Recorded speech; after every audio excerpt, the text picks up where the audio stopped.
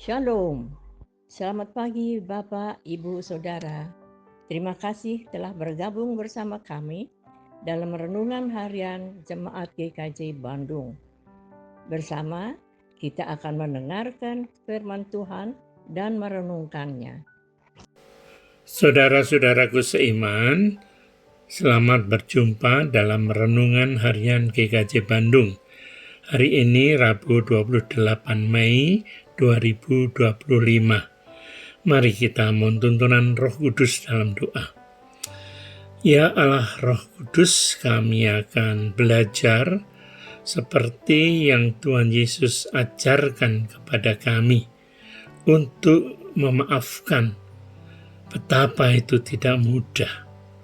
Tolong Tuhan, supaya kami mengerti apa yang menjadi kehendak Tuhan. Dalam Kristus kami berdoa. Amin. Saudara-saudara yang dikasihi Tuhan, tema kita hari ini adalah memaafkan. Betapa sulitnya. Kita mendasarkan pada kitab Matius, Injil Matius, pasal 6 ayat 9 sampai 15. Silakan nanti saudara membacanya. Saudaraku yang dikasihi Tuhan, siapapun akan mengakui kalau untuk memaafkan orang lain itu merupakan satu tindakan yang sulit, apalagi memaafkan orang yang telah mengecewakan dan menyakiti hati kita. Yang pasti, kita tidak boleh membalas dendam terhadap orang yang menyakiti kita. Tuhan Yesus meminta kita untuk mengasihi dan mengampuni saudara-saudara kita. Bahkan Tuhan Yesus meminta untuk mengasihi musuh kita, seperti kita mengasihi diri kita sendiri. Tuhan meminta kita mempunyai hati yang tulus untuk memaafkan orang lain. Jikalau ada yang menyakiti, mengejek, dan dendam kepada kita, Tuhan ingin kita semua mengampuni mereka. Coba kita dengar di ayat 12 yang setiap minggu kita mengucapkan dalam doa. Ampunilah kami akan kesalahan kami, seperti kami juga mengampuni orang yang bersalah kepada kami. Kalimat doa ini bukan berjanji akan mengampuni, tapi seperti menyampaikan bahwa kita ini sudah. Coba lihat, seperti kami juga mengampuni orang yang bersalah kepada kami. Nah, kalau kita tidak mengampuni, berarti kita membohongi Tuhan.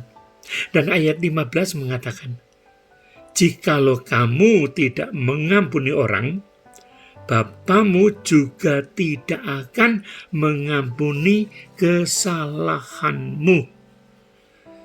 Oleh karena itu, saudara-saudara, bagaimana kita dapat belajar untuk dapat mengampuni dan memaafkan?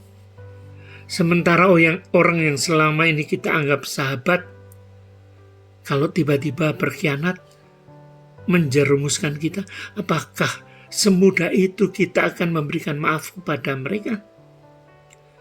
Di dalam Alkitab ada banyak tokoh yang berjiwa besar dan mau mengampuni orang yang bersalah kepada mereka. Seperti Esau memaafkan Yakub adiknya. Tetapi Esau berlari mendapatkan Yakub di dekatnya dia, dipeluknya lehernya dan diciumnya dia. Lalu bertangis-tangisanlah mereka.